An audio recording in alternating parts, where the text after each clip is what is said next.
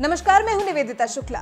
Social media पर इन दिनों 10 year challenge छाया हुआ है। लोग 2009 से लेकर 2019 के बीच हुए बदलाव को #10 ईयर चैलेंज के साथ सोशल मीडिया पर शेयर कर रहे हैं। देश की राजनीति पर भी इस हैशटैग का असर देखने को मिल रहा है। देश की सबसे बड़ी राजनीतिक पार्टी बीजेपी #10 ईयर चैलेंज की तर्ज पर #5 ईयर चैलेंज का इस्तेमाल कर मोदी सरकार की उपलब्धियों को लोगों तक पहुंचा रही है।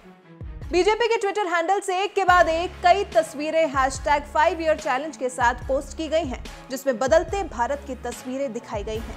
#5 ईयर चैलेंज के साथ बीजेपी ने पहली फोटो कुंभ की पोस्ट की है, जिसमें बताया गया है कि 2013 में सपा सरकार के दौरान कुंभ के लिए 1300 करोड़ रुपए जारी किए गए थे, जबकि योगी सरकार में 4200 करोड़ रुपए जारी किए गए।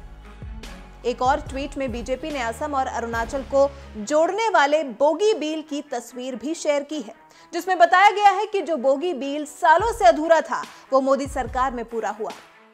हाल ही में केरल दौरे पर गए पीएम मोदी ने कोल्लम बाईपास का उद्घाटन किया था। इसकी एक तस्वीर #5 ईयर चैलेंज के साथ शेयर करते हुए बीजेपी ने लिखा है कि 13 किलोमीटर की दूरी का कोल्लम बाईपास पिछले 43 सालों से बन रहा था, जिसका निर्माण सरकार ने महज 4 सालों में पूरा कराया।